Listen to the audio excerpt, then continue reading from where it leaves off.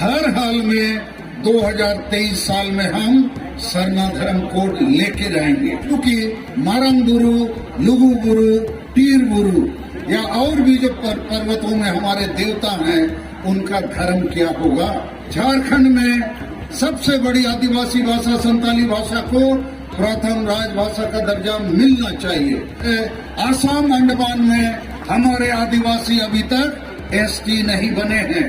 कोई न कोई पार्टी जीतता है, लेकिन आदिवासी समाज आगे हमको सही नेतृत्व करना होगा, सही नीति निर्धारित करनी होगी, सही रणनीति और कार्य योजना बनाना होगा।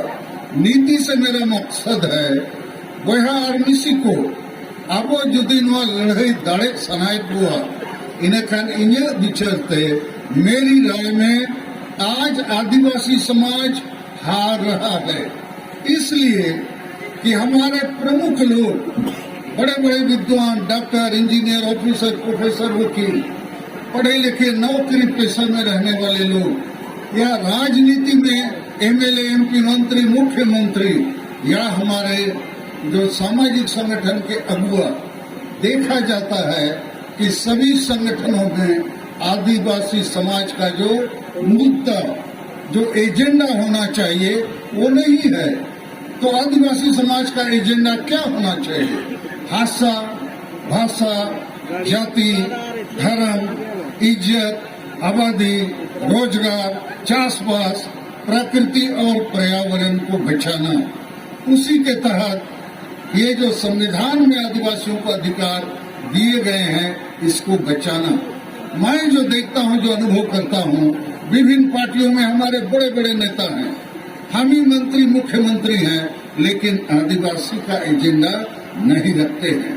और इसलिए चुनाव आते हैं, कोई न कोई पार्टी जीतता है, लेकिन आदिवासी समाज हारता है, क्योंकि हमारे बीच में ये एजेंडा के रूप में भाषा, जाति, धर्म आदि नहीं रहता है। दूसरी बात, हम बृहद एकता की परिकल्पना नहीं रखते हैं। छोटे छोटे संगठन अपने अपने बीच में लड़ते हैं, अपने अपने कोशिश करते हैं, लेकिन हमको बड़ी कोई चीज हासिल करनी होगी तो बड़ी एकता का परिकल्पना और प्रैक्टिस भी हमको करना होगा। तीसरी बात कि आदिवासी समाज में आज तक गांव समाज में नशापन, अंधविश्वास, डायन प्रथा, ईर्षा द्वेष, आदिवासी महिला विरोधी मानसिकता और वोट को हड़िया दारू चखना में बेचना, इन परिस्थितियों में आदिवासी गांव समाज में कभी एकजुट नहीं हो सकता है। और यदि एकजुट नहीं होगा तो बड़ी लड़ाइयाँ, जो जल जंगल जमीन या मारंग गुरु बचाना, लुगु गुरु बचाना, ये नहीं कर सकता है। ये जैन वाले लोग राष्ट्रीय स्तर पर इस आंदोलन को खड़ा किए और भारत सरकार और राज्य सरकार को इन्होंने दबाव में डाला और आखिर दोनों दबाव में पड़े खड़े और लिख के दे दिया ये पारसनाथ पहाड़ जैन वालों का है। अरे इस पहाड़ में आदिवासियों का प्रथम हक है, अभी भी हक है। जैसे आप लोगों ने सुना कि रिकॉर्ड ऑफ राइट्स में प्रिवी काउंसिल में आदिवासियों के पक्ष में फैसला हुआ। तो मेरा सुझाव भारत सरकार, राज्य सरकार को यही है, आप अविलंब बातचीत शुरू कीजिए और सच्चे आदिवासी जो प्रतिनिधि हैं, ये जो यहाँ सिकंदर हेम्ब्रोम है, नुनकू टुडू है, बुधन हेम्ब्रोम है, ये बाईसी के सभापति, उपाध्यक्ष और सचिव हैं, इनसे आप बात कीजिए और फैसला लीजिए। हम पारसनाथ पहाड़ के फर्स्ट पार्टी हैं, हमारा प्रथम अधिकार है, आप हमको क्यों निगलेक्ट करना चाहते हैं? ये हमारे साथ हमारे धर्म का, न्याय का, अधिकार के खिलाफ फैसला है। तो हमारा सुझाव है, इस टेंशन को यदि आप समाधान करना चाहते हैं शांतिपूर्ण तरीके से, तो आदिवासियों को आगे रखिए। और इस मामले पर मैं दुख के साथ कहना चाहूंगा, ये जो हेमंत सोरेन साहब की सरकार है, ये संतान हैं, आदिवासी हैं, इनको तो कम से कम मारंग गुरु, पारसनाथ पहाड़, जुग जाहिर के बारे में जानकारी होनी चाहिए।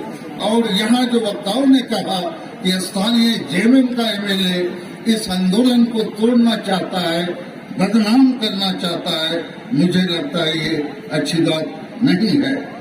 और मैं आप आदिवासी भाइयों से भी कहना चाहता हूँ, ये मामला ये गिरिडीह जिला का नहीं है, ये मामला राष्ट्रीय और अंतर्राष्ट्रीय है, पूरे भारत और दुनिया के आदिवासियों का मामला है। इसलिए हम लोगों को इस आंदोलन को अंतर्राष्ट्रीय फलक तक ले जाने की कोशिश करनी चाहिए। अब मैं एक दो बात आदिवासी सगेल अभियान का कहना चाहता हूँ। झारखंड और अन्य अनेक राज्यों में भारत के भीतर हमें जो संवैधानिक अधिकार मिलनी चाहिए आज तक नहीं मिला। उदाहरण के लिए हमारा पानी थोड़ा लाना जी,